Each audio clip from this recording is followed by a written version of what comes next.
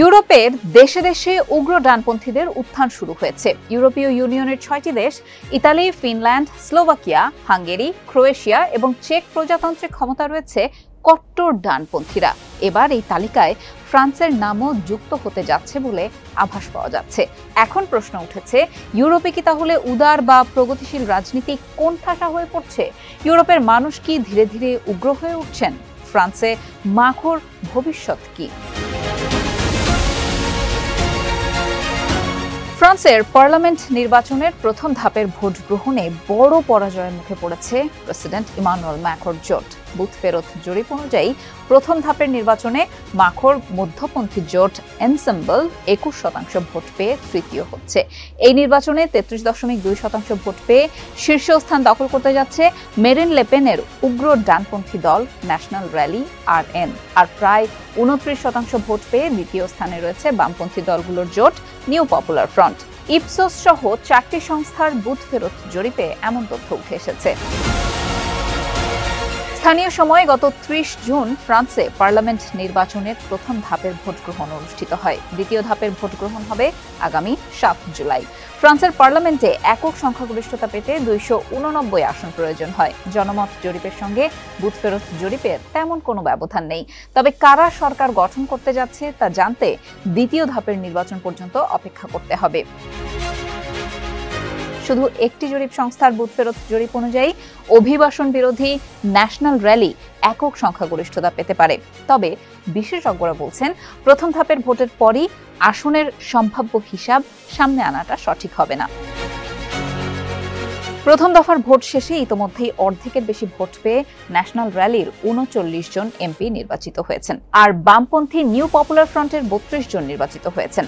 RN নেতা marine লেপেন ও Jordan বার্দেলা চাইছেন জাতীয় পরিষদের ৫৭৭ আসনে নিরঙ্কুশ সংখ্যাগরিষ্ঠতা নিশ্চিত করতে।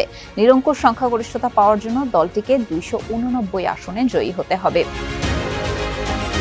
তবে আগামী ৭ জুলাই অনুষ্ঠেয় দ্বিতীয় দফার ভোট সামনে রেখে বিভিন্ন জরিপে আভাস দেওয়া হয়েছে যে লেপেনের দল এককভাবে সংখ্যাগরিষ্ঠতা পাবে না, আর কোনো দলই নিরঙ্কুশ সংখ্যাগরিষ্ঠতা না পেলে ঝুলন্ত পার্লামেন্ট পাবে ফ্রান্স।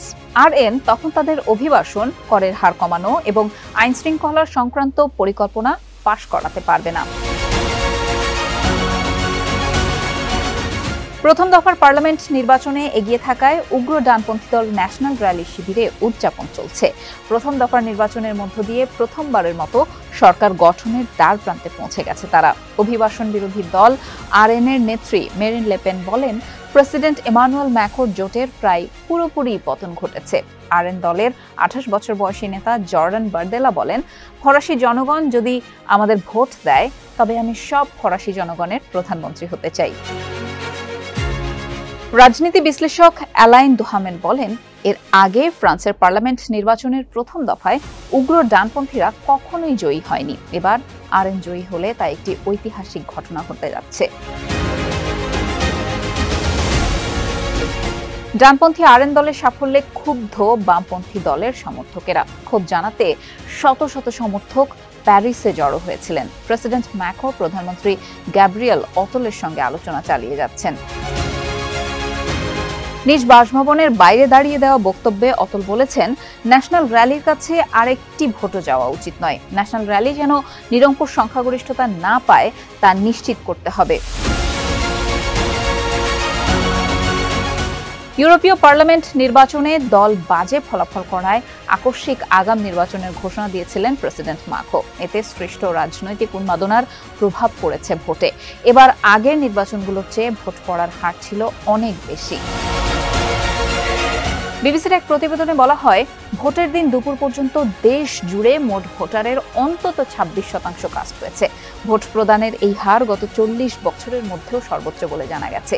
দেশটির গত নির্বাচন অর্থাৎ ২০২২ সালে যে নির্বাচন অনুষ্ঠিত হয়েছিল সেটিতে অনেক কম ভোট পড়েছিল।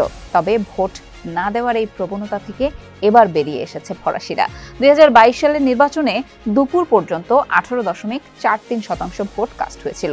এবারের ভোট প্রদানের হার নিয়ে ইপসোস পোলিং ইনস্টিটিউটের গবেষণা পরিচালক ম্যাথিউ গ্যালার্ড বলেছেন, ১৯৮১ সালের পার্লামেন্টের নির্বাচনের পর এটাই সর্বোচ্চ ভোটের হার।